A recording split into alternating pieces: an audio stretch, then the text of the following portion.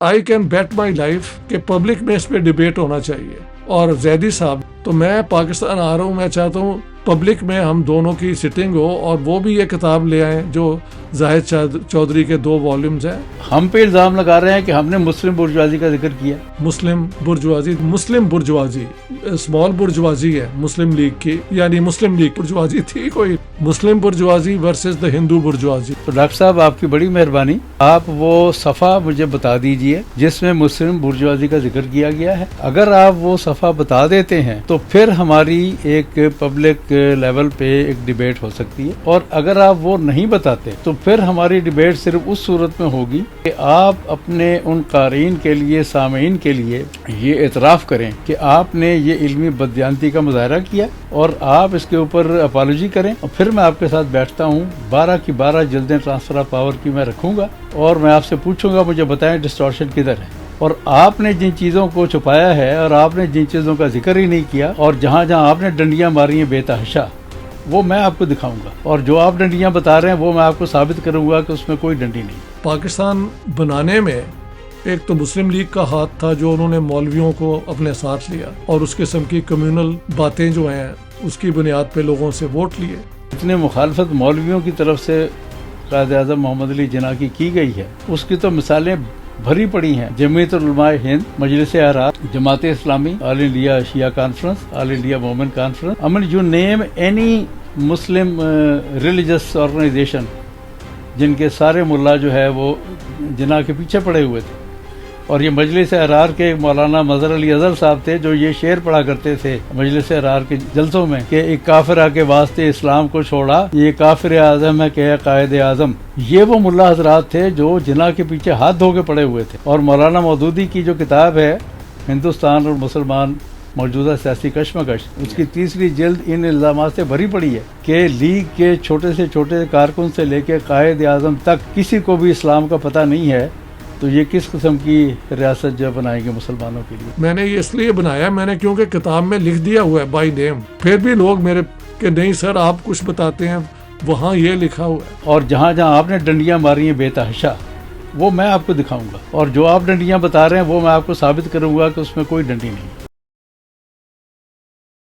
जी अस्सलाम वालेकुम, मैं हूं शहजाद चौधरी और आप देख रहे हैं पाकिस्तान नेशन टाइम। नाज़रीन, आज का ये पॉडकास्ट और ये प्रोग्राम इंतहाई अहमियत का हामिल है, क्योंकि आज का जो ये प्रोग्राम है एक तारीख़ी फैक्ट्स पर जो बात की गई है और एक इल्मी इल्ज़ाम लगाया गया है पाकिस्तान के नामवर मुहक्किक तारीख़दान जाहिद चौधरी साहब की तहकीक पर, उनके इल्म पर, और उन्होंने जो शब रोज़ मेहनत करके थीसिस बनाया, जो तारीख़ के फैक्ट्स हैं वो आवाम के सामने रखे, अहले इल्म के सामने रखे, उन पर डॉक्टर इश्तियाक अहमद अल मरूफ स्वीडन वाले जो हैं उन्होंने एक व्लॉग में ये कहा कि ये एक जाली थीसिस है, जाली थीसिस, बिल्कुल बेकार, जिस पर उन्होंने अपनी ज़िंदगी की जो है वो शर्त भी आयद की कि अगर मैं हार जाता हूँ ज़िंदगी की, बेट उन्होंने लगाई I can bet my life कि पब्लिक में इस पे डिबेट होना चाहिए, कि लाइव बेट में लगाता हूँ। जाहिद चौधरी साहब के शागिर्द रशीद हसन जाफ़र जैदी साहब को चैलेंज किया कि ये जो फैक्ट्स हैं इन पर जो मैं बात कर रहा हूँ, इनको जो चैलेंज कर रहा हूँ, मैं पाकिस्तान वापस आऊँगा तो इस पर बैठकर जो है वो मेरे साथ मुनाजरा किया जाए। और जैदी साहब, तो मैं पाकिस्तान आ रहा हूँ, मैं चाहता हूँ पब्लिक में हम दोनों की सिटिंग हो। तो आज इस सिलसिले में ये जो एक तारीख़ पर बहस उन्होंने छेड़ी है, इस पर आज हम इसको क्लियर करने के लिए अपने नाजरीन के लिए ख़ास तौर पे जो तारीख़ में और सियासत में दिलचस्पी रखते हैं, उन नौजवानों के लिए, उन तालिब इल्मों के लिए आज की ये पॉडकास्ट इंतहाई अहमियत की हामिल है। आज हमारे साथ मौजूद हैं जाहिद चौधरी साहब, जिन पर के इल्ज़ामात लगाए गए हैं, जिनकी किताबों को, उनके फैक्ट्स को, उनकी तहकीक को चैलेंज किया गया है। उनके शागिर्द रशीद पाकिस्तान के नामवर दानिश्वर मुहक्किक तारीख़दान हसन जाफ़र जैदी साहब हमारे साथ आज मौजूद हैं, और इन सवालात पर जो डॉक्टर इश्तियाक अहमद साहब ने उठाए हैं उन सवालात पर आज हम बहस करेंगे, और हसन जाफ़र जैदी साहब से उनके जवाब चाहेंगे कि जो डॉक्टर साहब चैलेंज कर रहे हैं इसमें कितनी हकीकत है और किस हक़ाइक़ पर और किस बेस पर वो इन सवालात को उठा रहे हैं, इस बहस को छेड़ रहे हैं। तो मशकूर हैं हम हसन जाफ़र जैदी साहब के। सर बहुत शुक्रिया कि आपने कीमती वक्त में से وقت عنایت فرمائے.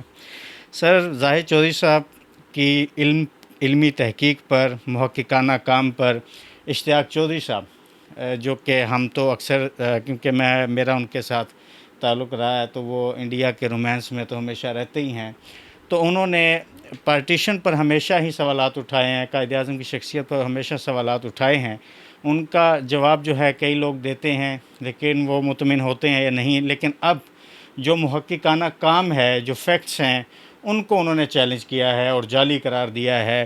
اس پر سب سے پہلے تو انہوں نے یہ کہا کہ زاہد چودھری صاحب جو ہیں انہوں نے فیکٹس کو مس انٹرپریٹیشن کی ہے، اس کی بالکل بیکار پیش کیا گیا سلیکٹیو ریفرنسنگ کے ساتھ، اور بالکل انجسٹیفائڈ بات ہی کوئی نہیں ہے.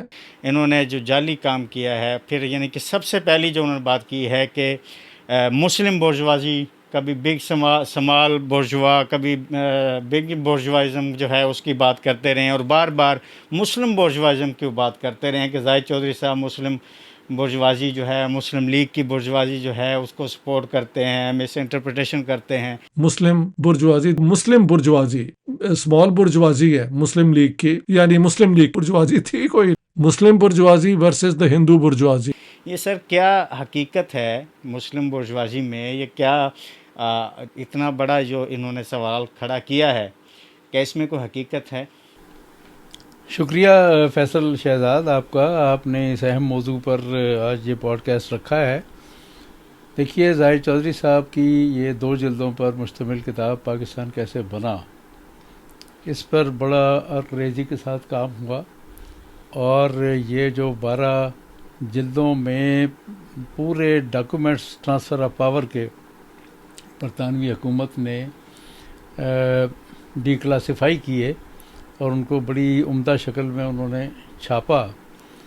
ان کو جتنا تھورولی اس تحقیق میں استعمال کیا گیا ہے، نہ تو عائشہ جلال نے، نہ ہی ڈاکٹر اشتیاق صاحب نے، کسی نے بھی اتنی تفصیل سے اس کو استعمال نہیں کیا. اور ڈاکٹر صاحب اس کا اعتراف بھی کرتے ہیں، لیکن ان کا اعتراض یہ ہے کہ اس کو مس انٹرپریٹ کیا گیا ہے یا ٹوسٹ کیا گیا وغیرہ وغیرہ. اس طرف ہم آئیں گے بعد میں، لیکن سب سے پہلے جو ان کی یہ 22 منٹ کی ویڈیو ہے، ویلاگ ہے، اس میں 12 دفعہ وہ یہ شروع سے آخر تک ان کا پورا جو اس کتاب کے خلاف سب سے بڑا ایک تھیسز ہے وہ یہ ہے کہ جی زاہد چودھری صاحب نے اس میں ہندو برجوازی اور مسلم برجوازی کا تضاد جو ہے یا ان کے حوالے سے سارا کام کیا ہے، اور مسلم لیگ کو مسلم برجوازی کی نمائندہ جماعت کے طور پہ پیش کر کے مسلم برجوازی اور ہندو برجوازی کے حوالے سے پاکستان کا تھیسس ڈیولپ کیا. تو مجھے بڑے افسوس کے ساتھ یہ کہنا پڑتا ہے کہ یا تو ڈاکٹر صاحب نے خود یہ کتاب نہیں پڑھی، کسی نے پڑھ کو ان کو اس کے بارے میں بریف کیا ہے، اور اس نے بھی بددیانتی سے کام لیا ہے.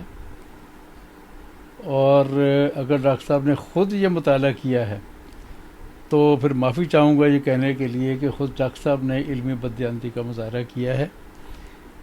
یہ دونوں جلدوں کے جو 1300 صفحات ہیں، اس میں کسی ایک جگہ بھی مسلم برجوازی کا لفظ نہیں ہے.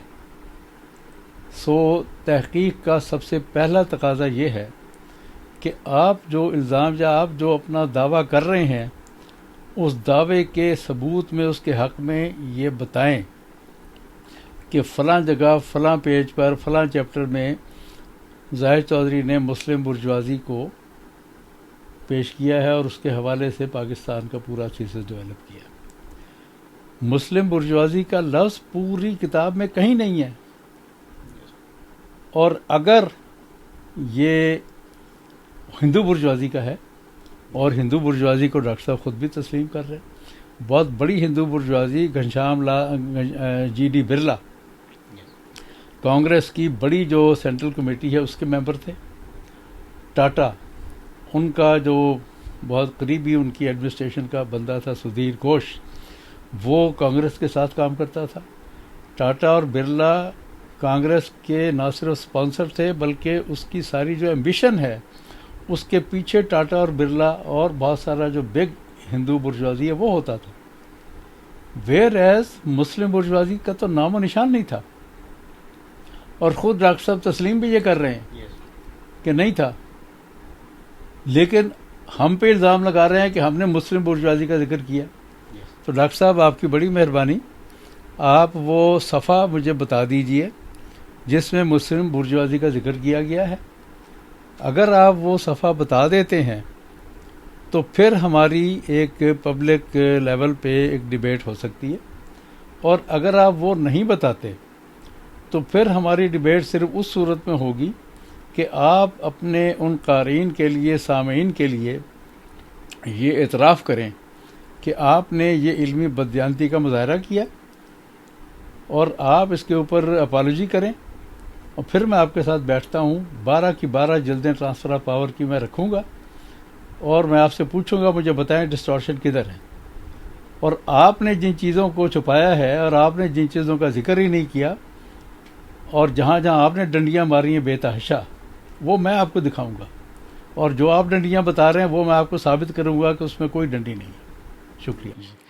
سر پھر انہوں نے ایک سوال اٹھایا کہ قائد اعظم نے ملاؤں کو، مولویوں کو ساتھ ملایا اور کمیونل ووٹ حاصل کیا ہے. پاکستان بنانے میں ایک تو مسلم لیگ کا ہاتھ تھا جو انہوں نے مولویوں کو اپنے ساتھ لیا، اور اس قسم کی کمیونل باتیں جو ہیں اس کی بنیاد پہ لوگوں سے ووٹ لیے. اس سے زیادہ دلچسپ اور اس سے زیادہ میں سمجھتا ہوں علمی بددیانتی کا مظاہرہ نہیں ہو سکتا. یہ تو غالباً بچے بچے کو پتہ ہے کہ مولوی جناح کو جتنا برا بھلا کہتے تھے، اور جتنے مخالفت مولویوں کی طرف سے قائد اعظم محمد علی جناح کی گئی ہے، اس کی تو مثالیں بھری پڑی ہیں. جمعیت علماء ہند، مجلس Ahrar, Jamaat Islami, all India Shia conference, all India Momin conference, you name any Muslim religious organisation, جن کے سارے ملا جو ہے وہ جناح کے پیچھے پڑے ہوئے تھے. اور یہ مجلس احرار کے مولانا مظہر علی اظہر صاحب تھے جو یہ شعر پڑھا کرتے تھے مجلس احرار کے جلسوں میں کہ ایک کافرہ کے واسطے اسلام کو چھوڑا، یہ کافر اعظم ہے کہ قائد اعظم. یہ وہ ملا حضرات تھے جو جناح کے پیچھے ہاتھ دھو کے پڑے ہوئے تھے. اور مولانا مودودی کی جو کتاب ہے ہندوستان اور مسلمان موجودہ سیاسی کشمکش، اس کی 3ری جلد ان الزامات سے بھری پڑی ہے کہ لیگ کے چھوٹے سے چھوٹے کارکن سے لے کے قائد اعظم تک کسی کو بھی اسلام کا پتہ نہیں ہے، تو یہ کس قسم کی ریاست جو بنائیں گے مسلمانوں کے لیے. تو اس سے بڑا میں کیا کہوں ڈاکٹر صاحب کو، ایک احترام ہے میرا ان کے لیے، اگرچہ انہوں نے اپنی اس کتاب میں، اپنی اس ویلاگ میں بکواس جیسے لفظ بھی استعمال کیے ہیں، لیکن میں ایسے الفاظ استعمال نہیں کروں گا کہ ایک اتنے فنڈامنٹل فیکٹ کو آپ اپنی ویلاگ کے سٹارٹ میں ہی کہہ رہے ہیں کہ جنہوں نے مولویوں کو ساتھ ملا کے یہ ریلیجس ووٹ حاصل کیا. تو یہ ایک بہت بڑی تاریخی میں کہتا ہوں مغالطہ ہے یا غلطی ہے.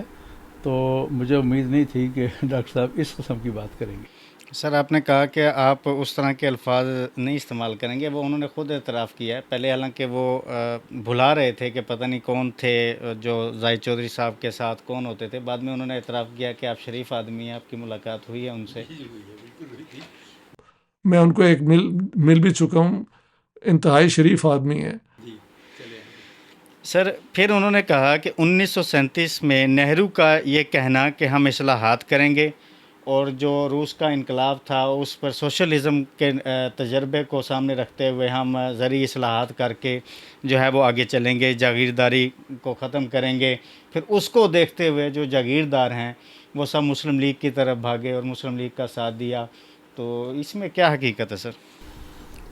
جناب اس کی حقیقت یہ ہے کہ 1937 بلکہ 1940 تک کوئی بڑا جاگیردار مسلم لیگ میں نہیں تھا. کچھ جاگیردار ایسے تھے جو 2-3 پارٹیوں میں تھے. لیاقت علی خان یو پی کی ایگریکلچرل پارٹی میں تھے، اور سندھ کے بھی بعض جاگیردار جو ہیں وہ 2-3 پارٹیوں میں تھے. اس وقت یہ پابندی نہیں ہوتی تھی کہ آپ کسی ایک ہی جماعت میں ہوں. ہوا یہ، اور یہ پہلی مرتبہ نہیں ہوا، ہماری اپنی ہی تاریخ میں کئی مرتبہ ہوا ہے کہ جب کوئی ویو بن جاتی ہے، کوئی پاپولر نیریٹو بن جاتا ہے، تو پھر بڑے بڑے الیکٹیبلز جو ہیں وہ اس پارٹی میں گھسنے کی کوشش کرتے ہیں. ہوا یہ کہ جو یہ 37-36 کے الیکشنز کے بعد صوبائی اسمبلیاں بنی تھیں، ان میں صوبائی حکومتیں بنی تھیں کانگریس کی، انہوں نے جس طرح سے ایک ہندو ریوائولزم کی معاملہ شروع کیا تھا، اس کے بعد مسلمانوں میں وہ ایک ہندو میجورٹیرینزم سے کے نیچے دبنے کا جو ایک ان کو عدم تحفظ کا احساس پیدا ہوا تھا، جس کا پچھلے 100 سال کی پوری 150 سال کی تاریخ کا پس منظر ہے. میں اس وقت اس میں نہیں جاؤں گا کہ کیسے آریہ سماجی تحریک نے اور کس طرح سے RSS نے اور کس طرح سے ہندو مہاسبھا پارٹی نے مسلمانوں کو خوفزدہ کرنا شروع کر رکھا تھا، اور کانگریس کی لیڈرشپ بھی بین ان کے ساتھ دیتی تھی. یہاں آ کے ان میں یہ عدم تحفظ کا جب احساس بڑھنا شروع ہوا تو پھر 40 کی قرارداد اس کے نتیجے میں آئی، اور جب وہ قرارداد آ گئی تو پھر یہ ایک پاپولر نیریٹو مسلمان عوام کے اندر بنگال سے لے کے کوئٹہ تک یہ پھیل گیا کہ اب ہمیں ایک علیحدہ وطن کی طرف جانا چاہیے. تو جب وہ ایک پاپولر نیریٹو بنا، پاپولر ویو بنی، تو پھر یہ الیکٹیبلز آہستہ آہستہ سے مسلم لیگ میں آنا شروع ہوئے. اور سکندر جناح پیکٹ کا بھی انہوں نے ذکر کیا ہے اس میں کہ جو 37 میں یا 38 میں غالباً سکندر جناح پیکٹ ہوا، اس کی وجہ یہ تھی کہ جو یہ مسلم الیکٹیبلز تھے، ان کی پنجاب کی سیاست اس پیکٹ میں ہے کہ آپ کی پنجاب کی سیاست میں ہم مداخلت نہیں کریں گے، لیکن آل انڈیا لیول پہ ہمیں ایک یونائٹڈ فرنٹ بنانا ہے جس کی بنیاد پر ہم آل انڈیا لیول پہ اپنے مطالبات کے لیے فائٹ کر سکیں. تو اس کے اندر سکندر ریاض کے ساتھ ان کا پیکٹ ہوا، جس کو علامہ اقبال نے پسند نہیں کیا تھا. اور اس کی ایک بڑی وجہ یہ تھی کہ 36-37 کے انتخابات میں زیادہ تر جو مسلم لیگ کے رہنما تھے وہ مڈل کلاس کے لوگ تھے. اب لاہور سے الیکشن لڑ رہے ہیں علامہ اقبال، چودھری برکت علی، یہ سارے مڈل کلاس کے لوگ تھے، تو یہ نہیں جیت سکے، جس کی وجہ سے پھر محمد علی جناح کو معاہدہ کرنا پڑا سکندر کے ساتھ ایک آل انڈیا. اور 40 کی قرارداد کی ڈرافٹنگ کمیٹی میں سکندر ریاض بھی ہے، اور مولوی اے کے فضل الحق بھی مسلم لیگ میں نہیں تھے، ان کی اپنی پارٹی تھی کرشک پرجا پارٹی. تو آل انڈیا لیول کی جو مختلف مسلم رہنماؤں کی تنظیمیں تھیں، انہوں نے مل کے 40 کا یہ ڈرافٹ کیا، اور پھر یہ ایک پاپولر ویو بننا شروع ہو گیا. تو پھر یہ الیکٹیبلز اس میں آنا شروع ہو گئے. سو یہ کہنا کہ یہ جاگیرداروں کی پارٹی تھی، اور یہ جو 37 میں نہرو نے اعلان کیا تھا کہ ہم سوویت یونین کی طرز پر یہاں ایک نظام لے کے آئیں گے، اس سے ڈر کے یہ یونینسٹ کے اندر جو جاگیردار تھے وہ آنا شروع ہوئے. اس پہ ایک آخری بات میں اہم اضافہ یہ کرنا چاہوں گا کہ 46 کے انتخابات میں پنجاب کی اسمبلی میں اکثریتی پارٹی مسلم لیگ تھی، جس کو سنگل لارجسٹ پارٹی کہتے ہیں. سنگل لارجسٹ پارٹی ہونے کے باوجود وہ حکومت بنانے کی پوزیشن میں نہیں تھی.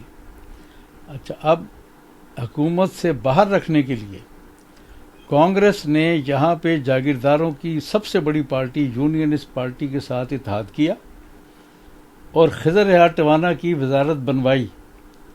ابوالکلام آزاد صاحب جو بڑے فریڈم فائٹر اور بہت یہ کچھ بنتے ہیں، وہ کانگریس کے صدر تھے، انہوں نے آ کے لاہور میں کئی دن گزارے اور جوڑ توڑ کا کام کیا، اور کانگریس اور یونینسٹ پارٹی کی مخلوط انہوں نے حکومت بنوائی. اور خضر ریاض ٹوانا جیسا انگریزوں کا پٹھو جاگیردار، اس کی وزارت انہوں نے بنوائی اور اس کو سپورٹ کیا.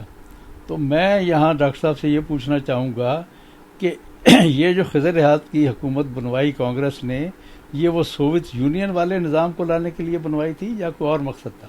اور سر پھر ڈاکٹر صاحب نے کہا کہ قائد اعظم نے پہلے کمیونسٹوں کو بلا کر انہیں کہا کہ اب کوئی ازم نہیں چلے گی، اسلام کی گائیڈ لائن چلے گی، اور اب سب مل کے ہم یعنی کہ کمیونسٹوں کا مل کے ہم ایک ریڈیکل اسلامی اسٹیٹ بنائیں گے.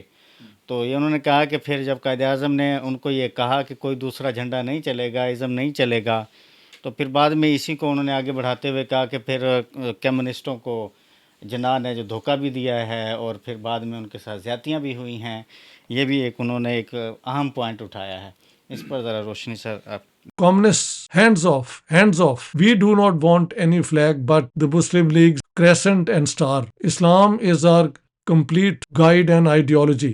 We don't want any ism. یہ وہ جی یہ غالباً انہوں نے اس لیے کیا ہے کہ ان کو سب سے زیادہ جو مسئلہ درپیش ہوا ہے جس کی وجہ سے انہوں نے یہ وی لاگ بھی کیا ہے وہ یہ ہے کہ لیفٹسٹ جو ہیں وہ زاہد چودھری کی اس کتاب کو، اس کی اوتھینٹسٹی کو اور اس کے انالیسس کو وہ تسلیم کر ہمارے جو لیفٹسٹ ہیں جس پہ بیس کر رہے ہیں زاہد چودھری پہ، بہت سال پہلے تک مجھے یاد ہے 50s 60s until some sort of 70s جہاں کے لیفٹ میں ڈومیننٹ ٹرینڈ جو ہے وہ اینٹی پاکستان ہوا کرتا تھا، لیکن اس کتاب کے آنے کے بعد جتنی ڈاکومنٹیشن کے ساتھ یہ پروف کیا گیا ہے کہ پاکستان بنا کیسے، تو اس کے بعد پھر یہ جو تھیسز ہے جس کے پیش کرنے والوں میں ڈاکٹر اشتیاق بھی ہیں، محمود بھائی بھی ہیں، مبارک علی بھی ہیں، وہ ایک محدود طبقے میں تو رہ گیا ہے، لیکن براڈلی جو لیفٹسٹ ہیں وہ زاہد چودھری کی جو کتاب ہے اس تھیسز کو کافی اہمیت دے رہے ہیں۔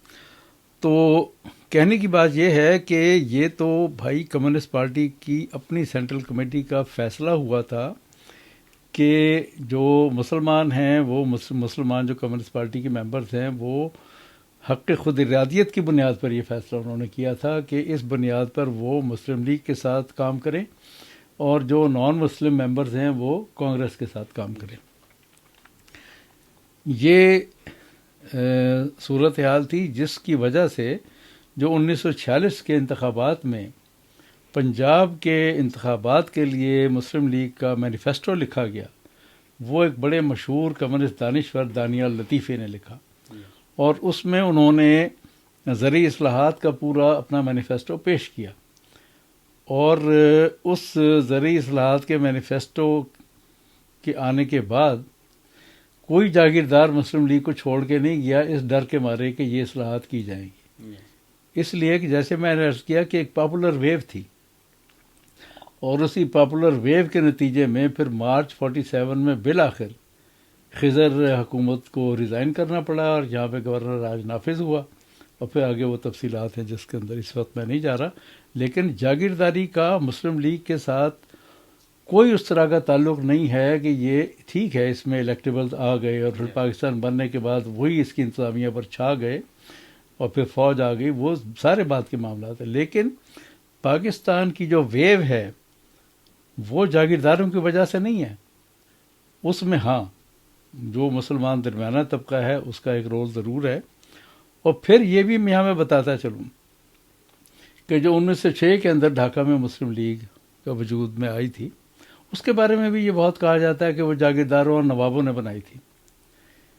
بھائی اب تو ویکیپیڈیا کا معاملہ ہے، آپ لکھیں نواب محسن الملک تو آپ کو پتہ چلے گا کہ وہ ایک درمیانے طبقے کا آئی سی ایس کا وہ ملازم تھا، جو کہ نظام حیدرآباد کے ہاں جا کے جب اس نے ملازمت کی تو نظام نے ان کو یہ لقب دیا تھا، وہ کوئی نواب نہیں تھے، it was just a title, اور وہ یو پی کے ایک چھوٹے سے قصبے کا رہنے والا تھا جو کمپٹیشن کے امتحان میں آیا، اور وہ پھر جا کے اس کا مسلم یہ جو علی گڑھ تھی کالج اور مسلم یونیورسٹی بعد میں بنی اس کی انتظامیہ میں بھی تھے، اور یہ مسلم ایجوکیشنل کانفرنس کی میٹنگ تھی بیسیکلی ڈھاکہ میں، جس کے نتیجے میں مسلم لیگ بننے کا پروسیس شروع ہوتا ہے۔ اسی طرح سے وقار الملک، ان سب لوگوں کے ساتھ جو نواب کا لفظ لگا ہوا ہے اس پہ نواب ایکچولی کوئی بھی نہیں ہے، اس میں اکثریت مڈل کلاس کے لوگوں کی تھی، اور آن ورڈ بھی یہ سر محمد شفیع ہوں یا میاں افتخار الدین ہوں یا اور اکثریت جو رہی ہے مسلم لیگ کے اندر، خواہ وہ پنجاب کے ہوں، یو پی کے ہوں، بنگال کے ہوں، یہ مینلی مڈل کلاس کے یا زیادہ سے زیادہ اپر مڈل کلاس کے لوگ تھے۔ تو یہ کہنا کہ یہ جو ہے جاگیرداروں اور انگریزوں کے درمیان ایک وہ ہوتا تو پھر خضر ریاض اور انگریز مل کے پنجاب کا فیصلہ کرتے نا۔ سر انہوں نے بار بار پھر ایک چیز کو یعنی کہ اپنی پورے ولاگ میں بار بار یہ چیزیں کی، اور بار بار وہ پیچھے کیمرے کے ذریعے دکھاتے بھی رہے ہیں کہ میرے پاس 12 والیوم جو ہیں وہ پاور آف ٹرانسفارمیشن کے پڑے ہیں، تو اس میں زاہد چودھری صاحب جو ہے اس میں ڈنڈیاں مارتے رہے ہیں، اور صرف 7ویں اور 8ویں والیوم پر زور دے کے ان کے ریفرنسز دیتے رہے ہیں، باقی 9واں 10واں یا 11واں 12واں اس کا کوئی ذکر نہیں ہے۔ پھر وہ بار بار یہ کہتے رہے کہ میرے پاس پنجاب کے گورنر، بنگال کے گورنر کے سیکرٹ ڈاکومنٹس بھی موجود ہیں، میرے پاس فلاں ڈاکومنٹس بھی موجود ہیں، یہ والیوم بھی تمام میرے پاس موجود ہیں، جس کا انہوں نے بارہا ذکر کیا پورے ولاگ میں۔ تو یہ کیا سر درست ہے کہ آپ نے اپنے 12 والیومز میں ان 12 والیوم سے جو ہے آخری جو 4 والیومز ہیں ان میں سے ریفرنسز نہیں لیے؟ دیکھیے بات یہ ہے کہ میں زاہد صاحب کے ساتھ کام کر رہا تھا ٹو اسسٹ ہم آن دس پروجیکٹ، اور یہ 12 والیومز لاہور میں برٹش کونسل لائبریری میں بھی آ گئے تھے اور پنجاب پبلک لائبریری میں بھی آ گئے تھے۔ تو یہ میں وہاں سے ایشو کروا کے لاتا تھا، پھر اس پر چوئی صاحب کام کرتے تھے اور میں اور ہم دونوں مل کے کام کرتے تھے اس پر۔ اس کی ایک ایک جلد کے ایک ایک صفحے کو ہم لوگوں نے اسکین کیا، اور یہ جن ڈاکومنٹس کا ذکر کر رہے ہیں یہ سب ڈی کلاس، یہ جن کا سیکرٹ ڈاکومنٹس کا ذکر کر رہے ہیں نا، یہ کوئی سیکرٹ نہیں رہے، یہ سب ڈی کلاسیفائی ہو کے آ گئے، کیونکہ 1973 میں جو وزیر اعظم ولسن تھے برطانیہ کے، انہوں نے وہ جو مدت ہے نا ڈی کلاسیفائی کرنے کی، جو پہلے 50 سال ہوتی تھی، وہ انہوں نے ریڈیوس کر کے 30 سال کر دی۔ تو جیسے وہ 30 سال ہوئے تو 43 became the year for declassification. تو اس کے بعد پھر وہ جو 43 سے آنورڈ ڈاکومنٹس ہیں ان کو ڈی کلاسیفائی کرنے کے لیے برطانوی حکومت نے یہ فیصلہ کیا کہ یہ اتنا اہم پیریڈ ہے کہ ان سارے ڈاکومنٹس کو باقاعدہ مجلد شکل کے اندر وہ شائع کریں۔ اس سے وہ پھر 12 جلدیں شائع ہوئی ہیں جو 1943 سے 47 تک کمپلیٹ ریکارڈز، جس میں یہ گورنروں کے مراسلے ہیں جس کا ڈاکٹر صاحب ذکر کر رہے ہیں، اور خفیہ پولیس کی رپورٹیں ہیں، وائس رائے کی جو کمیونیکیشن انڈیا آفس سے ہوتی تھی وہ کمپلیٹ اس کے اندر، بلکہ اگر کوئی ٹیلی فون پہ بھی وائس رائے کے سیکرٹری نے اٹھا کے کسی سے بات کی ہے اس کے بھی وہ نوٹس لیتا تھا۔ تو وہ ساری فائلیں بھی انڈیا آفس لائبریری میں موجود ہیں جو اب برٹش لائبریری کا حصہ بن گئی ہے، اور میں نے وہاں بھی کام کیا ہے جا کر۔ اس میں تفصیل کے ساتھ ہم نے 7ویں 8ویں والیوم وزارتی مشن منصوبے کو کور کرنے کے لیے کی ہے، اور اس کے بعد وہ جو آخری والیومز ہیں 10 11 12، ڈاکٹر صاحب مہربانی فرمائیے ہماری جو جلد 2 ہے سیکنڈ والیوم کو ایک نظر پھر سے دیکھ لیں، اس میں بہت تھورولی ہم نے کوٹ کیا ہے والیوم 10 11 12 کو۔ آپ اس کو دکھا بھی دیجیے گا، ہماری جو بک کے وہ پیجز ہیں ریفرنسز کے، جس میں تھورولی 10 11 12 کو ہم نے کوٹ کر رکھا ہے۔ اور یہ جو کہنا ہے کہ جناب اس میں ڈسٹورشن کی گئی ہے، ایگزیکٹ ٹرانسلیشن ہے، اور یہ خاصا ایک ٹف کام تھا، ہم اس کو انگریزی میں لکھتے تو ہمارے لیے شاید آسان ہوتا، اس انگریزی کو با محاورہ بھی نہیں ہم نے کرنے کی کوشش کی تاکہ اوریجنلٹی متاثر نہ ہو۔ تو وہ ڈاکومنٹس جو ہیں ان کے ریفرنسز ہیں، کمپلیٹ ریفرنسز ہیں، اور یہاں یہ بھی بتاتا چلوں کہ جو ہمارے بہت اچھے ریسرچر ڈاکٹر کے عزیز، وہ ہماری اس ریفرنسز کی ریفرنسنگ کے بڑے معتقد تھے، حالانکہ وہ بھی اینٹی جناح تھے ویسے، لیکن ہماری اس کتاب کے اندر جو ریفرنسنگ ہم نے کی ہے، کے عزیز نے میری جو پرسنل سے ملاقاتیں رہیں اس میں وہ بہت اپریشیٹ کرتے تھے کہ اتنی اچھی ریفرنسنگ ہم نے کی ہے کہ عائشہ جلال نے بھی نہیں کی۔ تو بات یہ ہے کہ آپ کوئی باقاعدہ بات کریں نا کہ جی یہ آپ نے ریفرنس یہاں نہیں دیا، وہ نہیں دیا، یا یہ چھوڑ دیا، وہ چھوڑ دیا، یہ جو 10 11 12 تو اور بھی اہم ہو جاتے ہیں، کیونکہ یہ وہ ہیں جو پارٹیشن کا پروسیس جب موو کرنے لگ جاتا ہے پارٹیشن کی طرف تو یہ اس کو کور کر رہے ہیں، تو یہ بالکل بے بنیاد بات ہے۔ سر پھر انہوں نے ایک خاص جو اہم پوائنٹ جس کو بار بار وہ کہتے رہے کہ زاہد چودھری صاحب جو ہے وہ ایک چیز کو بار بار یہ کہتے ہیں کہ جناب کانگریس جو ہے وہ انگریز اور کانگریس مل کے کام کر رہے تھے پارٹیشن پہ، اور یہ اس کے خلاف وہ کہتے ہیں کہ نہیں، جناح اور انگریز جو ہے وہ مل کے کام کر رہے تھے۔ And British were hand in glove after the second world war, میں نے بار بار بتایا بھی۔ انہوں نے کہا کہ ورلڈ وار 2 سے پہلے اور ورلڈ وار 2 کے بعد، خاص طور پر ورلڈ وار 2 کے درمیان بھی جو ہے وہ قائد اعظم جو ہے وہ ورلڈ وار 2 کے لیے فوجی اکٹھے کر رہے تھے، بھرتی کروا رہے تھے انگریز کی فوج میں، جبکہ کانگریس جو ہے وہ تو ان کے خلاف ہو گئی تھی۔ انہوں نے تعاون کرنے سے انکار کر دیا تھا. وہ کہتے ہیں کہ تو یہ جو زاہد چودھری صاحب نے ایک تھیسس دیا ہے کہ مسلم لیگ یا جناح جو ہے وہ انگریز کے ساتھ مل کے کام نہیں کر رہے تھے بلکہ کانگریس مل کے کام کر رہی تھی, تو یہ اس تھیسس کو سر کیسے کاؤنٹر کریں گے آپ؟ دیکھیے سب سے پہلی بات جو یہ ہے کہ ورلڈ وار کا پیریڈ اور ورلڈ وار کے بعد کا پیریڈ, ان دونوں کی جو ڈائنامکس ہے وہ بالکل چینج ہو جاتی ہے. ورلڈ وار کے دوران جب 1941 میں ہٹلر نے حملہ کر دیا سوویت یونین پر, تو کمیونسٹ پارٹی نے بھی اس کو پیپلز وار ڈکلیئر کر دیا تھا, اور وار ایفرٹس میں کمیونسٹ پارٹی نے بھی حصہ لیا. فیض احمد فیض صاحب لیفٹیننٹ کرنل ہو کے ان کے جو تعلقات عامہ کا ڈپارٹمنٹ ہے اس میں چلے گئے تھے. وہ پیریڈ بالکل ہی ڈفرینٹ ہے. اس میں مسلم لیگ وار ایفرٹس کے اندر سپورٹ کر رہی تھی, اس لیے کہ جو یہ واضح ہو گیا تھا کہ اب انگریز یہاں سے چھوڑ کے جانے والے ہیں, اور انگریزوں کے چھوڑ کے جانے کے بعد کی صورتحال اس وقت امپورٹنٹ ہو گئی تھی کہ آپ نے اب تیاری یہ کرنی ہے کہ انگریز کے جانے کے بعد کیا ہوگا. انگریز کے جانے پر سب سے زیادہ کوئٹ انڈیا موومنٹ کا اصرار انگریزوں کا, یہ ہندو برجوازی کا, اس لیے تھا کہ وہ انڈیا, میں یہ بھی یہاں بتاتا چلوں کہ یہ انڈیا کبھی بھی ایک ملک نہیں تھا. یہ پتہ نہیں ڈاکٹر صاحب نے ہسٹری میڈیول پیریڈ کی پڑھی ہے یا نہیں پڑھی ہے. یہ انگریز کے آنے سے پہلے بے شمار پولیٹیکل یونٹس کے اندر ڈیوائیڈڈ تھا. مغل امپائر بکھر چکی تھی, جو صوبے دار تھے وہ اپنی اپنی جگہ پہ نواب بن کے اپنی سلطنتیں بنا چکے تھے. بنگال کا نواب مرشد قلی خان, علی وردی خان, اور پھر آگے سراج الدولہ کی کہانی آ جاتی ہے. اودھ کے نواب, سندھ کے کلہوڑو, اور پنجاب میں رنجیت سنگھ, مرہٹا, یہ سب بن چکے تھے. تو انگریز نے آ کے اس کو 100 سال لگے کہ اس نے آسام, منی پور, میزورام, ناگالینڈ سے لے کر تو کوئٹہ, چمن تک, اور ادھر کنیا کماری سے کشمیر تک, اتنے بڑے بر صغیر کو ایک پولیٹیکل آرڈر کے اندر یا ایک ایڈمنسٹریٹو آرڈر کے اندر, ایک گورننس کے آرڈر کے اندر انہوں نے یونائٹ کیا.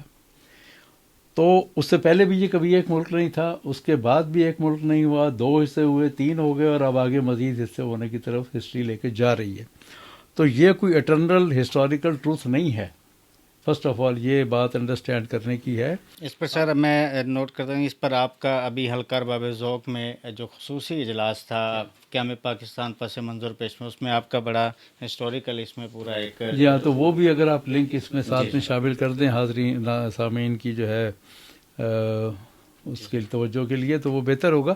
تو کہنے کا یہ مطلب ہے کہ اب یہ جب جانے کا معاملہ اوپن ہو گیا کہ اب انگریز جا رہا ہے, تو ہر وہ کمیونٹی جو ہندو میجورٹیرینزم کے ایسے عدم تحفظ کا شکار ہو رہی تھی, انہوں نے اپنی اپنی تنظیمیں بنانی شروع کر دی ہیں, اور انہوں نے پھر اس کے حاصل کرنے کے لیے انگریزوں کی طرف دیکھنا شروع کیا, اور انگریزوں سے مطالبے شروع کیے, اور اس ہندو میجورٹیرین ازم کی جو نمائندہ جماعت تھی کانگریس, اس کے برعکس انہوں نے انگریزوں سے تعاون شروع کر دیا تھا.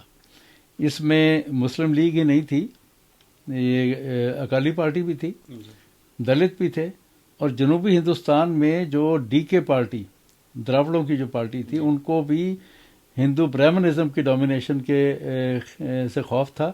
تو وہی جو آگے چل کے ڈی ایم کے بنی, یہ 1944 میں ڈی کے بن گئی تھی, کیونکہ 44 میں واضح ہو گیا تھا کہ اب انگریز جا رہا ہے.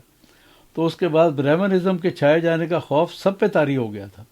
دلتوں نے, امبیڈکر نے اور جوگیندر ناتھ منڈل نے اپنی ایک جماعت بنائی, جس میں انہوں نے شیڈیولڈ کاسٹ فیڈریشن بنائی, جو پھر آل انڈیا شیڈیولڈ کاسٹ فیڈریشن بن گئی.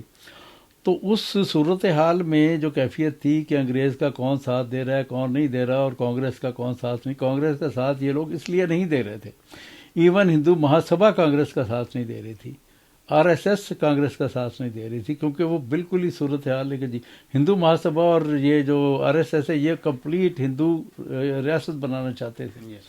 تو اس حوالے سے اب آگے دیکھ لیتے ہیں. آپ نے کمیونسٹوں کے حوالے سے سوال کیا, تو یہ وار ایفرٹس کے حوالے سے آپ کا سوال تھا، تو وار ایفرٹس میں یہ صورتحال تھی، لیکن ویول جو اس زمانے میں جہاں وائس رائے بن کے آیا تھا، اس کا بیسک ایجنڈا یہ تھا کہ وار کے خاتمے کے بعد ٹرانسفر آف پاور کیسے ہوگی، کیونکہ 43 میں یہ طے ہو گیا تھا کہ اب ٹرانسفر آف پاور ہونے، تو ویول کا مین ایجنڈا یہ تھا۔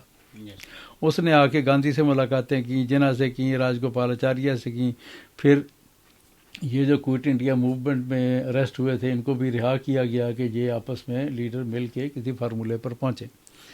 ویول ہی کے اس پیریڈ میں جنگ کے خاتمے کے بعد پھر یہاں وزارتی مشن آتا ہے، پھر وہ گروپنگ اسکیم آتی ہے، وہ سارا کچھ ہوتا ہے۔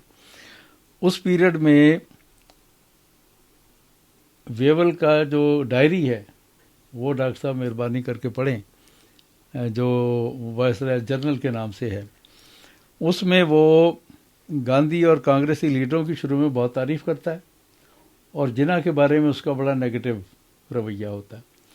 لیکن جب گروپنگ سکیم کے اوپر آ کے کانگریس نے اس سکیم کو رد کرنا شروع کیا اور جناح نے اس کو ایکسیپٹ کیا، اور اس کے بعد پھر گول بول باتیں شروع ہو گئیں، تو وہاں آ کے پھر ویول کانگریس کے حق میں نہیں بلکہ اس کا جناح کے بارے میں اس کا ریمارک یہ تھا کہ جناح ایک بات کرتا ہے اور صاف بات کرتا ہے، اور یہ جو کانگریسی لیڈرشپ ہے یہ گول بول کر کے بات کرتی ہے اور سیدھی بات نہیں کرتی ہے۔ میں فوجی آدمی ہوں، میں خود بھی سیدھی بات کرتا ہوں اور سیدھی بات کرنے والے کو پسند۔ یہ اس کے آخری جو ڈائری کے الفاظ ہیں وہ ہیں، جس کے بعد پھر جب اس کے اور کانگریس کے درمیان اختلاف شروع ہوتا ہے تو کانگریس کی شکایت پر اس کو ڈسمس کر دیا جاتا ہے دسمبر 46 کے اندر، اور پھر کانگریس ہی کی فرمائش پہ یہاں ماؤنٹ بیٹن کو لایا جاتا ہے، اور ماؤنٹ بیٹن اور کانگریسی لیڈرشپ اور اسپیشلی نہرو اور ماؤنٹ بیٹن کے درمیان ریلیشن شپس کے بارے میں بہت کچھ لکھا گیا ہے، اس میں لیڈی ماؤنٹ بیٹن کا بھی ذکر آتا ہے، میں اس تفصیل میں نہیں جاتا۔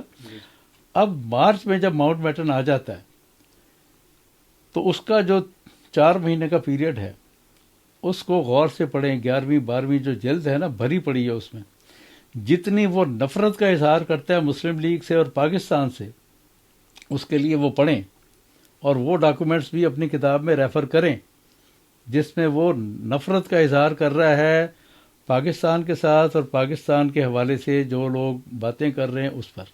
تو یہاں میں ایک اقتباس پڑھنا چاہوں گا۔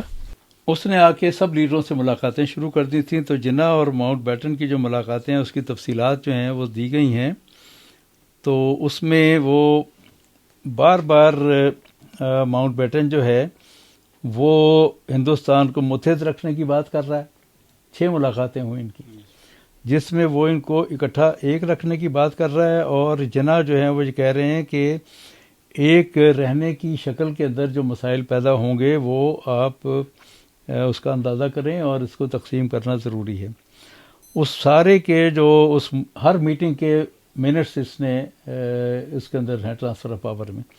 تو میں صرف ایک جو چوتھی ملاقات ہے اس کے آخر پہ وہ جو اپنے لکھتا ہے، اپنے اور جناح کے مابین مکالمے کا خلاصہ تحریر کرنے کے بعد ماؤنٹ بیٹن جناح کے بارے میں لکھتا ہے، کوٹ، کہ مجھے خدشہ ہے کہ میں نے بڑی میاں کو بالکل پاگل کر ڈالا۔ وہ جس جانب بھی اپنی دلیل کو لے کر جاتے تھے میں ان کا وہاں تک پیچھا کرتا تھا کہ وہاں سے آگے وہ خود اسے لے جانے کے خواہاں نہیں ہوتے تھے۔ اور یہ جتنی بھی 6 ملاقاتیں ہیں اس میں مسلسل ماؤنٹ بیٹن کا زور ہے کہ متحدہ رکھا جائے، اور جناح کے آرگومنٹس یہ ہیں کہ متحدہ رکھنے سے کمرل مسئلہ حل نہیں ہوگا بلکہ اس کے مسائل ہوں گے۔ اب ایک لیاقت علی خان کے ساتھ ملاقات ہے ماؤنٹ بیٹن کی، اس میں اس نے پاکستان اور تقسیم ہند کے حوالے سے جو انتہائی احانت آمیز رویہ اختیار کیا ہے، ڈاکٹر صاحب اس کو بھی ذرا پڑھ لیجئے گا۔ یہ 19 اپریل کو ماؤنٹ بیٹن کی ملاقات ہے لیاقت علی خان کے ساتھ، جس میں اس کی ساری تفصیل میں یہاں نہیں جا سکتا۔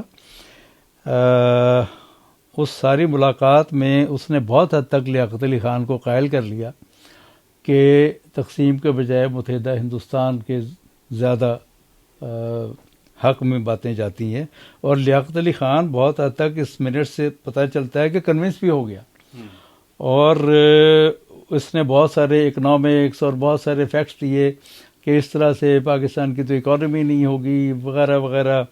تو لیاقت علی خان نے یہ بھی کہا کہ اچھا اگر آپ یہ سارے فیکٹس جناح صاحب کے سامنے رکھیں تو ہو سکتا ہے کہ وہ تقسیم سے ہٹ کے متحدہ ہندوستان کے رہنے کے حق میں آ جائیں. تو میں صرف اس کا جو آخری اس پوری ملاقات کے منٹس اس نے لکھے ہیں ماؤنٹ بیٹن نے, آخر میں اس نے لکھا ہے کہ کوٹ, میرا تاثر یہ ہے کہ لیاقت علی خان اس پاگل پاکستان سے زیادہ معقول حل کی تلاش میں میری امداد کرنے کا ارادہ رکھتا تھا. میڈ پاکستان لکھا ہے ماؤنٹ بیٹن نے پاکستان کو, پاگل پاکستان. تو یہ مسلم لیگ اور ماؤنٹ بیٹن پاکستان کے لیے کام کر رہے تھے یا ماؤنٹ بیٹن پاکستان کے بجائے متحدہ ہندوستان کے لیے کام کر رہا تھا؟ ڈاکٹر صاحب یہ 19 اپریل کا ڈاکومنٹس پہ سے نکال کے پڑھیے اور اس کو بھی کوٹ کیجئے. ڈنڈی نہ ماریں, ڈنڈی آپ مار رہے ہیں, ہم نہیں مار رہے. سر آپ نے ابھی کہا کہ ماؤنٹ بیٹن جو ہے وہ میڈ پاکستان کہہ رہا تھا. وہ کہہ رہے ہیں کہ جناح جو ہے وہ ضد پہ اڑے ہوئے تھے, جناح کمپرومائز نہیں ہو رہے تھے. ان کو پرائم منسٹرشپ کی آفر بھی کی گئی, وہ بھی انہوں نے ٹھکرا دی. وہ کہتے ہیں وہ ضد کی وجہ سے اڑے ہوئے تھے. یعنی جو بر صغیر کے بنگال سے لے کر اور کوئٹہ تک ایک وسیع مسلم پاپولیشن لے کے رہیں گے پاکستان, بن کے رہے گا پاکستان کے نعرے لگا رہے تھے, وہ ان کا مطالبہ تھا یا محض جناح کی ضد تھی؟ یعنی یہ ایک شخص کی ضد کو سارا معاملہ بنا دیتے ہیں. یہی عائشہ جلال کا بھی یہ پرابلم ہے, سول اسپوکس پرسن. بھائی یہ بر صغیر کے مسلم عوام الناس کی خواہش اور ان کے عدم تحفظ کے نتیجے میں پاکستان تحریک چلی. قائد اعظم نے پاکستان نہیں بنایا, نہ ہی ماؤنٹ بیٹن نے بنایا ہے. قائد اعظم نے اس مسلم عوام کو قیادت دی. وہ قیادت نہ دیتے تو کوئی اور دے دیتا.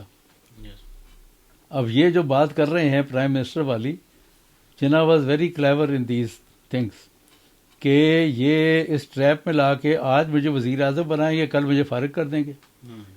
تو وہ جو ایک براڈ عدم تحفظ کا احساس ہے, جناح کو انہوں نے چلنے دینا تھا ایز پرائم منسٹر.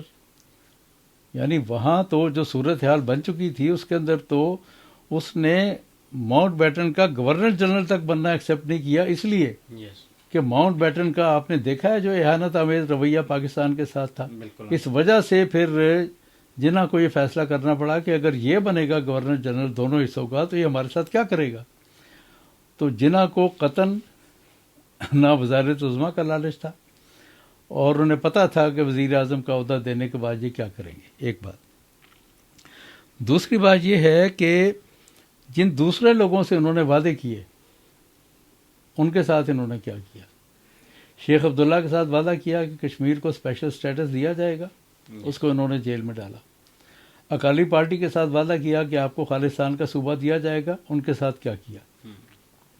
وہ اپنا جو اکالی لیڈر تھے ماسٹر تارا سنگھ, انہوں نے ہر روز مرن برت رکھا ہوتا تھا اور وہ خالصتان صوبے کا مطالبہ کرتے کرتے دنیا سے چلے گئے.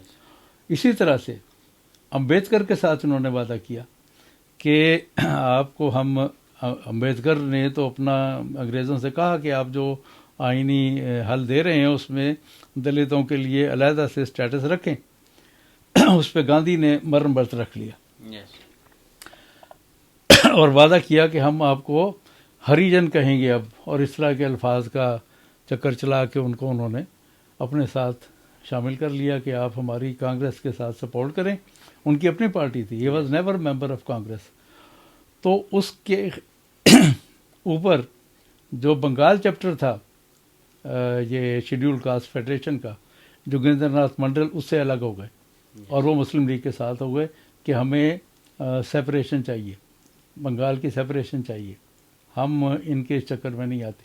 امبیڈکر آ گئے, ان کو انہوں نے لاء منسٹر تو بنا دیا, لیکن جو انہوں نے کانسٹیٹیوشن بنایا اس میں جو باتیں انہوں نے شیڈیول کاسٹ کے لیے, دلت کے لیے رکھی تھیں, 1 سال کے بعد ہی ان کو اندازہ ہو گیا کہ ان کے ساتھ فراڈ کیا گیا. انہوں نے استعفیٰ دیا. صرف استعفیٰ نہیں دیا, ہندوازم بھی چھوڑا اپنے سینکڑوں ساتھیوں سمیت انہوں نے جلسہ کیا جس میں انہوں نے ہندوازم چھوڑ کے بدھزم اختیار کیا. یہ انہوں نے کیا ان لوگوں کے ساتھ جن سے وعدے کیے گئے تھے. تو جناح کو تو سمجھ آ گئی تھی کہ یہ کس طرف لے کے جا رہے ہیں. تو that's why he didn't accept that prime ministership. Sir وہ آرگیومنٹ کو اسٹرانگ کرنے کے لیے کہتے ہیں کہ کانگریس کی لیڈرشپ جو ہے وہ تو جیلیں کاٹ رہی تھی، جبکہ جناح جو ہے ایک دن کے لیے جیل نہیں گئے اور مسلم لیگ کی لیڈرشپ جیل میں نہیں گئی. جیل میں جانا ہی اگر کرائیٹیریا ہے، بات پہلے اس کو سمجھنے کی کوشش کریں. کانگریس کے آبجیکٹیوز کیا تھے؟ اگر آپ نے اس ہندو بورژواز کے آبجیکٹیوز کو سمجھنا ہے نا، تو آپ نہرو کی کتاب ڈسکوری آف انڈیا پڑھیں. وہ مڈل ایسٹ سے لے کے فار ایسٹ تک ایک امپائر بنانا چاہ رہے تھے، اور انگریز سے وہ ٹرانسفر آف پاور چاہتے تھے. جیسے میں نے ابھی ذکر کیا کہ انگریز نے اتنے بڑے سب کانٹیننٹ کو ایک پولیٹیکل ایڈمنسٹریٹو یونٹ میں جمع کر دیا، جو کہ ifs اینڈ بٹس ہسٹری میں نہیں ہوتے. اگر انگریز نہیں آتے تو یہاں کوئی 10-12 ریاستیں بنی ہوتی، مراٹھوں کی ہوتی، سکھوں کی ہوتی، نوابوں کی ہوتی، فلاں کی ہوتی، فلاں کی ہوتی. یہ جو اتنا بڑا انڈیا یونائٹ کر دیا، ہندو بورژوازی اس پورے کو ایز اے مارکیٹ کیپچر کرنے اپنے قبضے میں رکھنا چاہتی ہے. اس کے لیے وہ ان کا تضاد انگریزوں کے ساتھ زیادہ شدید ہوا، اسپیشلی جنگ کے دوران. تو جنگ کے دوران میں ان کا دباؤ یہ تھا کہ اس میں جب انگریز کو شکست ہو رہی ہے، اس صورتحال سے پورا فائدہ اٹھایا جائے اور فوری طور پر اقتدار پہ قبضہ حاصل کیا جائے. اس حوالے سے اس کو دیکھنا چاہیے.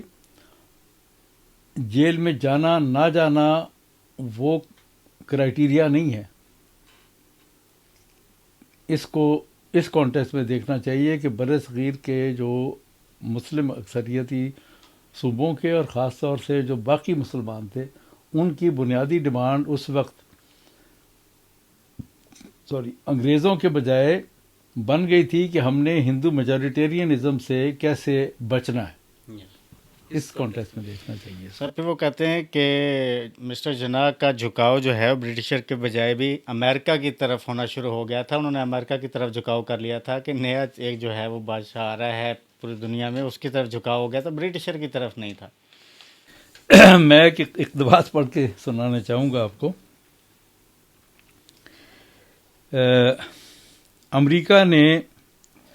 امریکی صدر ٹرومین نے اپریل 46 کے اوائل میں ہنری گریڈی کو ہندوستان میں پہلا امریکی سفیر مقرر کیا.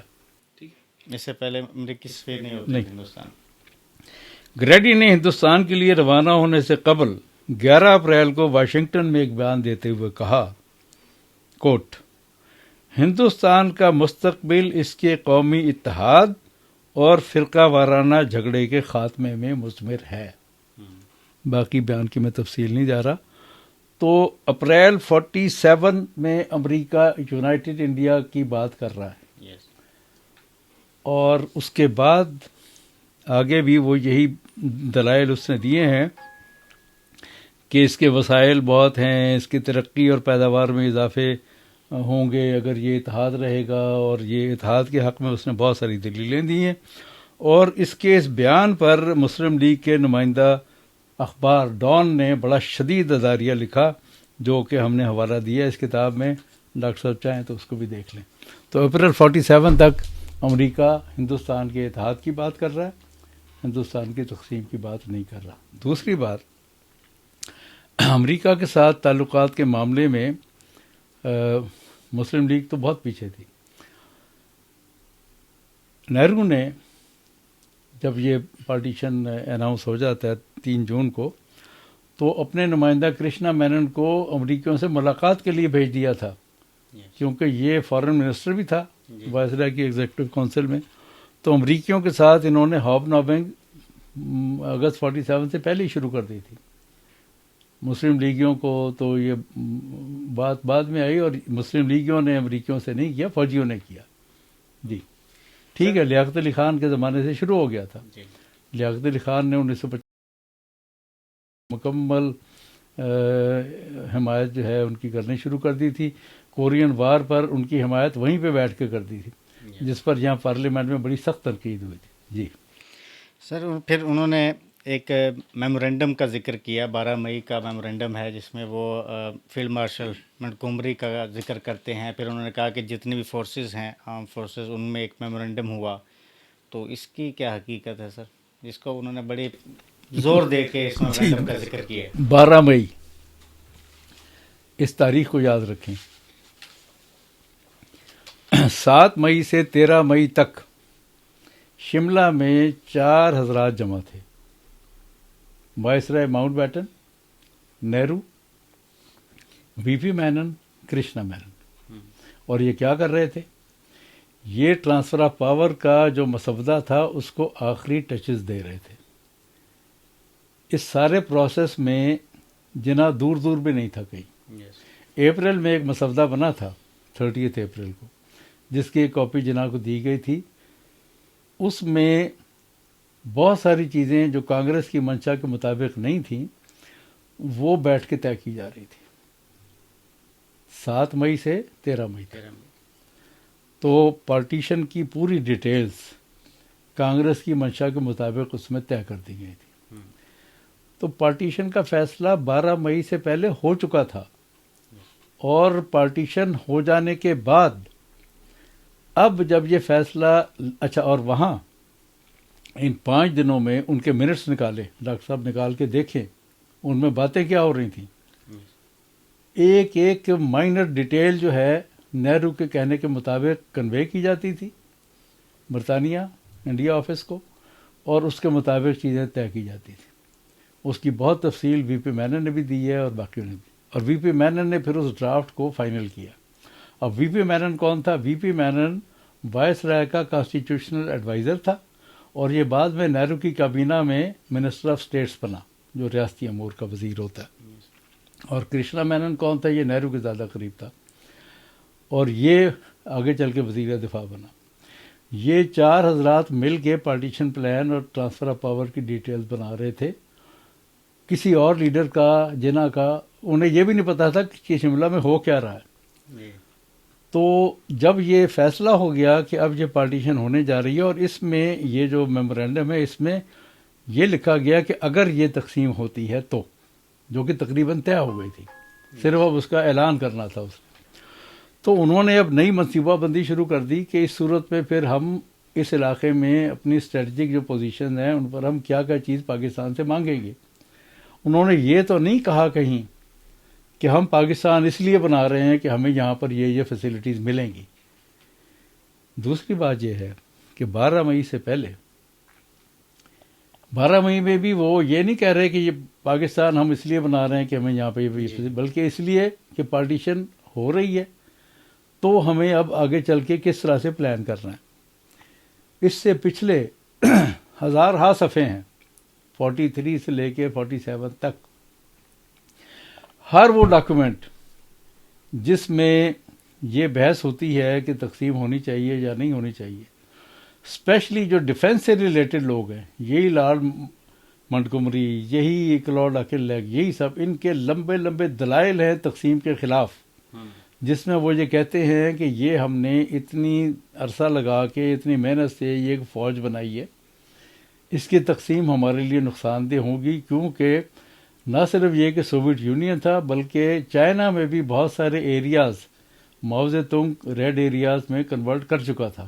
49 میں تو ریولوشن ہو گیا نا بھائی، 47 آدھے سے زیادہ چائنا ریڈ چائنا بن چکا ہوا تھا. تو for the sake of containment of communism ان کی ترجیح یہ تھی کہ یہ فوج تقسیم نہ ہو اور اس کو ہم یونائٹ رکھیں. تو انڈیا کو یونائٹڈ رکھنے کے بارے میں ہزاروں دلائل ہیں. ڈاکٹر صاحب توجہ کریں، ذرا دیکھ لیں. یہ میمورینڈم جو ہے اس کو اب پیش کر رہے ہیں، جو پچھلے اتنے ہزارہ صفحے کے اوپر انہوں نے آرگومنٹ دے رکھے ہیں تقسیم کے خلاف، وہ بھی دیکھ لیں، ڈنڈیاں نہ مارے. یہ میمورینڈم جو ہے یہ تقسیم کے حق میں نہیں ہے. یہ تو یہ ہے کہ اب جب کہ تقسیم کا فیصلہ ہو گیا ہے یا ہونے جا رہا ہے تو پھر ہم اس میں کیا فیسلٹیز حاصل کریں گے. یہ کانٹیکٹ سر، انہوں نے 22 منٹ کے ولاگ میں مسلم بورژوازی کلاس کی جو بار بار انہوں نے ریپیٹ کیا ہے، تو اس پر انہوں نے اپنے آرگیومنٹ کو اسٹرانگ کرنے کے لیے حمزہ علوی کا جو تھیسس ہے اس پر بات کی ہے کہ یہ مسلم لیگ کے ساتھ جو ہے یہ تو بورژوازی قسم کا کوئی کلاس ایسی نہیں تھی، تو یہ نہیں تھا، اس میں تو تنخواہ دار نوکری پیشہ طبقہ تھا. تو اس کو آپ کیسے سمجھتے ہیں کہ حمزہ علوی نے جو کہا ہے اس کی کیا حقیقت ہے؟ دیکھیے حمزہ علوی نے جو ایک سیلریٹ کلاس کی بات کی ہے وہ بھی اپنی جگہ پہ ایک ڈائمینشن ہے، لیکن وہ ایک بہت چھوٹی سی ڈائمینشن ہے. یہ بالکل فیکٹ ہے کہ جو مسلمان جاتے تھے انٹرویو دینے کے لیے، آگے سلیکشن بورڈ میں جو ہندو بیٹھے ہوتے تھے وہ ان کو سلیکٹ نہیں کرتے تھے، اور ان کو مارجنلائز کیا جا رہا تھا، ان کو ملازمتوں سے باہر رکھا جا رہا تھا. اس حوالے سے وہ جو مسلمان ایجوکیٹڈ نئی کلاس کے مرج ہونی شروع ہوئی تھی علی گڑھ تحریک کے سلسلے میں، یا باقی جو ادارے تھے وہاں سے، ایون گورنمنٹ کالج سے اور باقی جو کالجز تھے وہاں سے جو مسلمان پڑھ کے نکل رہے تھے ان کے لیے، تو وہ ایک سیلریٹ کلاس ضرور تھی درمیانے طبقے کا جو ایمرج ہوا تھا، لیکن وہ صرف ایک چھوٹی سی ڈائمینشن ہے اس پوری تحریک کی، وہ ٹوٹیلٹی نہیں ہے. یہاں ڈاکٹر صاحب کو یہ دیکھنا چاہیے کہ جو مشرقی بنگال کے مسلمان کسان اور چھوٹے ذمہ دار تھے وہ اتنی بھرپور حمایت تحریک پاکستان کی کیوں کرتے تھے؟ کیا وہ سیلریٹ کلاس تھی؟ یعنی جو ہراول دستہ ہے، جو ہراول کردار ہے تحریک پاکستان میں، وہ بنگالیوں کا ہے، اور ان کا دور دور نہ تحریک علی گڑھ سے کوئی تعلق ہے، نہ سیلریٹ کلاس سے کوئی تعلق ہے. تو اس میں سر ایک طبقہ ہے جس میں جون ایلیا اور یہ سارا جو ایک کلاس ہے جو ہمیشہ سے کہتے آئے ہیں کہ یہ جو پاکستان ہے یہ تو علی گڑھ کے لونڈوں کی سازش ہے. اس سے زیادہ سطحی جملہ نہیں ہو سکتا. جوش صاحب سے اور بھی کئی شاعر لوگ اس طرح کی بڑے مار سکتے ہیں. حقیقت یہ نہیں ہے. علی گڑھ تحریک کا ایک اپنا کردار ہے، اپنا رول ہے ضرور، لیکن اس کے نتیجے میں یہ کہہ دینا کہ اتنی بڑی تحریک وہ محض علی گڑھ کے چند لوگوں کے، اس سے زیادہ سطحی جملہ کچھ نہیں ہو سکتا. ڈاکٹر صاحب نے ایک خواہش کا اظہار کیا ہے سر اپنے ولاگ کے آخر میں کہ کاش پاکستان میں سنجیدہ ریسرچ ہو، کیونکہ انہوں نے کہا کہ اس جو آپ کے 12 والیومز ہے، 12 جلدیں ہیں، انہوں نے عائشہ جلال سے لے کر ماؤسٹ لیفٹسٹوں سے لے کر تمام لیفٹ کو جو ہے وہ ہاتھ دکھایا ہے، ہاتھ کر ڈالا ہے، اور سارے اسی پر رلائے کرتے ہیں. تو اس پر سنجیدہ ریسرچ ہونی چاہیے، جس پر وہ تقریباً 3 بار تو میں جو کاؤنٹ کیا ہے انہوں نے اپنی زندگی کی شرط بھی لگائی ہے کہ میں چیلنج کرتا ہوں اس پہ بات چیت کرنے کے لیے. آپ اس کو سر چیلنج کو قبول کرتے ہیں؟ بس ڈاکٹر صاحب بڑی خوشی ہوگی آپ کے ساتھ اس چیلنج کو ایکسیپٹ کرتے ہیں. بس آپ ایک مہربانی کر کے یہ کام کریں کہ یہ جو 12 دفعہ آپ نے مسلم برجوازی کا ذکر کیا ہے اور پورا ہمارا تھیسس اس کے گرد آپ نے لپیٹ دیا ہے، وہ ذرا ایک لفظ مجھے 1300 صفحے میں دکھا دیں کہاں پر ہے. میں پھر انشاءاللہ آپ کے ساتھ بیٹھوں گا، اور جہاں آپ کہیں گے ہم پھر پبلک کے سامنے کریں گے. اور سیریس ریسرچ کی واقعی بہت ضرورت ہے. اور یہ جو آپ نے ماؤسٹ کو بیچ میں لپیٹ دیا ہے، اور اس بحث میں اب نہیں جاتا، پرو انڈیا، پرو چائنا، پرو رشیا بحث ہوا کرتی تھی، تو وہ ایک الگ ٹاپک ہے. لیکن بات یہ ہے کہ پاکستان کو اون کرنا اور پاکستان کے ساتھ کھڑے ہونا، یہ پاکستان کے 20-25 کروڑ لوگوں کی دلی خواہش ہے. وہ پاکستان کو رد نہیں کرتے، نہ کرنا چاہتے ہیں. ہے اس وقت جو حالات پیدا ہو گئے ہیں جس میں سیپریٹسٹ موومنٹس بہت تیزی سے جڑ پکڑ رہی ہیں، اور وہ کیوں جڑ پکڑ رہی ہیں وہ ایک علیحدہ ٹاپک ہے، جو کہ ہماری اسٹیبلشمنٹ کی جانب سے جو کچھ ہوا ہے 70-75 سال میں اس کا نتیجہ ہے. لیکن یہ کہہ دینا کہ یہ جو ہے یہ سارا انگریز کی اور اس کے سازش کے نتیجے میں ہو گیا. اور پھر جو آپ گیریزن اسٹیٹ کی بات کرتے ہیں، یہ گیریزن اسٹیٹ بنا ہے بعد میں. اس کو گیریزن اسٹیٹ کا سوچ کے کسی نے نہیں بنایا. یہ جتنے کروڑوں مسلمان عوام تھے ان کے خواب و خیال میں نہیں تھا کہ یہ ہم ایک گیریزن اسٹیٹ بنانے جا رہے ہیں. ان کے یہ بھی خواب و خیال میں نہیں تھا کہ یہ ملا کے اسلامی نفاذ کے تجربہ گاہ کے طور پہ بنائی جا رہی ہے، کیونکہ سارے ملا اس کی مخالفت کر رہے تھے. اسی طرح سے یہ جو ٹینڈنسی ہے، اگر یہ فار آرگومنٹ سے ایک جو ڈاکٹر صاحب کا پورا تھیسس ہے کہ جی یہ سارا کھیل ہی جناح اور انگریز کا تھا، تو بھائی 1971 میں تو نہ انگریز تھا نہ جناح تھا. تو جو مشرقی پاکستان ہمارے فوجی ایکشن کے نتیجے میں اور جو کچھ 23 سال ان کے ساتھ مغربی پاکستان نے کیا تھا، اس کے نتیجے میں وہ علیحدگی وجود میں آئی، تو پھر تو بنگالیوں کو فوراً ہندوستان میں شامل ہو جانا چاہیے تھا نا، کیونکہ نہ تو جناح اس وقت کھڑا تھا نہ انگریز سے. وہ پورا ہسٹوریکل بیک گراؤنڈ جو بر صغیر میں ہندو مسلم کمیونل کوشچن کی ریزن ہے، جو محرکات ہیں ان کا مطالعہ کریں اور اس کو دیکھتے ہوئے پھر یہ دیکھیں کہ مثلاً جیسے جرمنی میں ایسٹ جرمنی اور ویسٹ جرمنی برلن وال گرنے کے بعد ایک دم ایک ہو گئے. کیا بنگلہ دیش انڈیا کا حصہ بن نہیں؟ اگر یہی مسئلہ جنا اور انگریز کا ہی تھا، وہ تو نہیں تھے دونوں، پھر کیوں نہیں یہ واپس شامل ہو گئے؟ ان پہ غور کرنا چاہیے. تاریخ ایک بڑا سنجیدہ سبجیکٹ ہے، اس کو سطحی انداز سے نہیں دیکھنا چاہیے. اس کی ملٹیپل ڈائمینشنز اور ملٹیپل ڈائریکشنز ہوتی ہیں. اس کی ڈائنامکس بڑی کمپلیکس ہے. اٹس ناٹ سو سمپلیفائڈ کہ آپ اوور سمپلیفائی کر کے کہہ دیں کہ جی یہ انگریز اور جناح نے مل کے بنا دیا. یا دوسری طرف ہمارے ہاں ایک اور بھی ہے تصور کہ علامہ اقبال نے خواب دیکھا اور جناح نے تعبیر کر دی. یہ دونوں تصورات جو ہیں یہ بہت ہی سطحی ہیں. بر صغیر کے مسلم عوام الناس کی خواہش کے نتیجے میں یہ ملک بنا، پھر آگے جس طرح مس ہینڈل ہوا اس کے نتیجے میں ٹوٹا، اور ابھی یہ بالکنائزیشن کا پروسیس جاری ہے. یہ سب کانٹیننٹ کی پریزنٹ جو پولیٹیکل جغرافی ہے it is going to change. اس وقت ساؤتھ انڈیا اور نارتھ انڈیا کے درمیان کانفلکٹ ہے اور وہ آئے دن شدید ہوتا رہتا ہے. پھر جو ایسٹرن انڈیا ہے نارتھ ایسٹ، وہاں پہ سول وار جاری ہے کئی سال سے. تو وہ کون سی یونٹی ہے جس کا خواب آپ ہمیں دکھاتے رہتے ہیں؟ سر انہوں نے ایک سوال کیا، ایک اعتراض اٹھایا. انہوں نے کہا کہ یہ جو قائد اعظم نے ڈائریکٹ ایکشن ڈے کا جو اعلان کیا تھا، اس میں جو انہوں نے ایک کہا تھا کہ میں بندوق اٹھاؤں گا، استعمال کروں گا، ساری چیزیں، اس کی وجہ سے جتنی قتل و غارت ہوئی ہے پارٹیشن کے دوران 2 ملین کے قریب جو ہے، انہوں نے کہا سارے کے سارے جو ہے اس کا ذمہ دار مسٹر جناح ہیں، انہی کا ہاتھ ہے، اس خون میں ان کے ہاتھ رنگے ہوئے ہیں. تو اس کا آپ کیا سمجھتے ہیں کہ یہ درست ہے؟ اگین میں یہی کہوں گا کہ ڈاکٹر صاحب جس سیریس ریسرچ کی بات کرتے ہیں اسی کو پیش نظر رکھتے ہوئے پہلے یہ تو دیکھیں کہ قائد اعظم نے 16 اگست 46 کو ڈائریکٹ ایکشن ڈے کی کال دی کیوں تھی؟ کیا ویسے ہی ان کو خیال آیا تھا کہ لوگوں کو کال دے دیں اور لوگ آپس میں قتل و غارت شروع کر دیں؟ وزارتی مشن منصوبہ اپریل میں آتا ہے، مئی تک 3 مہینے یہاں پر رہتے ہیں، جس کے بعد بڑی ایکسٹینسو میٹنگز کے بعد وہ ایک پلان دے کے جاتے ہیں جس میں 3 زونز بنانے کی بات کی جاتی ہے، group A, group B, group C. Eastern zone, western zone اور سینٹرل زون. مسلم اکثریتوں کے ویسٹرن اور ایسٹرن علاقوں پر مینلی، اور وہ ایک کنفیڈرل انڈیا کے اندر ہے. ان میں کامن جو سبجیکٹس ہیں اس میں foreign affairs, finance, currency, defence یہ ہے. اور باقی جو ہے وہ گروپس کی جو کانسٹیٹیوئنٹ اسمبلیز تھی انہوں نے ڈیسائیڈ کرنے تھے. اس کو جنہوں نے ایکسیپٹ کر لیا. حالانکہ 46 کا الیکشن انہوں نے پاکستان کے نعرے پر لڑا تھا.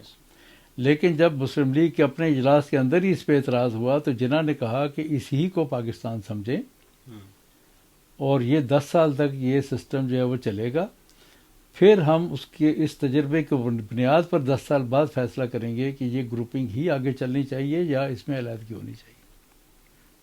یہ فیکٹ آف ہسٹری ہے.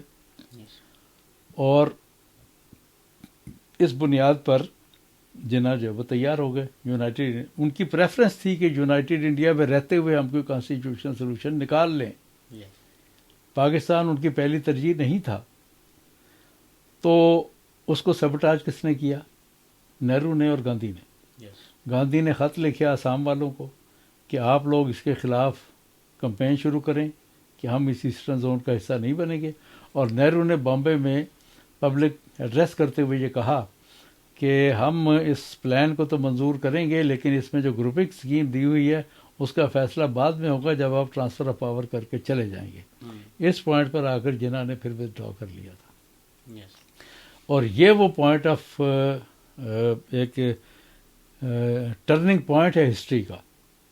یہ تنگ نظری ہے ہندو بورژوا کی جو کہ کیپچر کرنا چاہتا، جو ایک اسٹرانگ سینٹر چاہتا تھا کہ وہ لوز کنفیڈریشن دینے پر بھی تیار نہیں تھا کہ وہ بعد میں فیصلہ کریں گے کہ کیا ہوگا کیا نہیں ہوگا. اس وقت ہم ٹرانسفر آف پاور میں انٹرسٹڈ ہیں. اس سے مایوس ہو کر پھر جناح کو اپنا فیصلہ واپس لینا پڑا اور پھر انہوں نے اعلان کیا کہ ہم اب ڈائریکٹ ایکشن ڈے جو ہے وہ منائیں گے، جس میں ہم اپنا جو مطالبہ ہے اس کو ہم پرزور طریقے سے پیش کریں گے۔ یہ بھی ڈاکٹر صاحب ایمانداری سے بیان کر دیتے نا تو مکمل سٹوری آ جاتی کہ ڈائریکٹ ایکشن ڈے کی کال دی کیوں گئی تھی، اور جناح کو یہ کیوں کہنا پڑا تھا I also have a pistol in my hand, کیوں کہنا پڑا اس کو، اس کی وجہ بھی تو بتاتے ہیں نا۔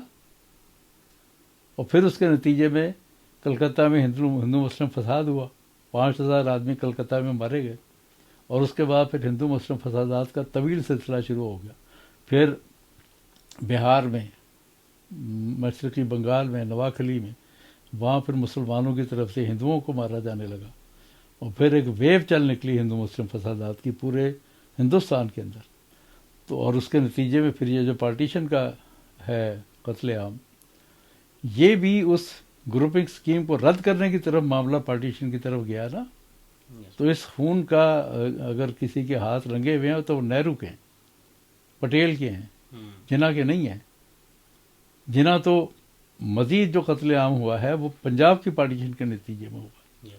پنجاب کی پارٹیشن کے خلاف جناح نے پوری سٹرگل کی کہ یہ نہ ہونے پائے، لیکن اکالی پارٹی کو سمجھ نہیں آئی بات، انہوں نے جناح کا مسلم لیگ کا ساتھ دینے کے بجائے کانگریس کا ساتھ دیا اور پنجاب کی پارٹیشن کروائی۔ پنجاب میں اکارڈنگ ٹو پلان آف 3 جون یہ تھا کہ پنجاب میں پہلے اسمبلی کا مشترکہ اجلاس ہوگا، وہ فیصلہ کریں گے کہ ہم نے اکٹھے رہنا ہے اور ہم نے دونوں ڈومینینز میں سے کس کے ساتھ جانا ہے۔ پھر مسلم اکثریتی اضلاع کے ارکان کا اور غیر مسلم اکثریتی اضلاع کے ارکان کا اجلاس ہوگا، وہ فیصلہ کریں گے۔ چنانچہ جو کمبائنڈ اجلاس ہوا اس میں مسلم لیگ کا موقف یہ تھا کہ پنجاب تقسیم نہیں ہوگا، اور اکثریت سے وہ ووٹ پاس ہو گیا کہ پنجاب تقسیم نہیں ہوگا۔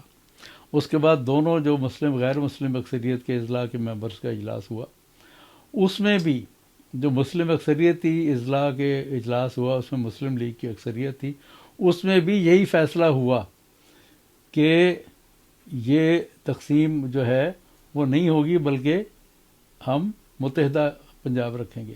لیکن جو غیر مسلم اکثریت کے اضلاع کے ارکان کا اجلاس تھا اس میں اکالیوں اور کانگریس نے کی اکثریت کے ساتھ پھر وہ غیر مسلم ان کی اکثریت بن گئی، ان کا فیصلہ یہ تھا کہ پنجاب تقسیم ہوگا، اور یہی وہ تقسیم ہے جس کے نتیجے میں پنجاب میں اتنا قتل عام ہوا۔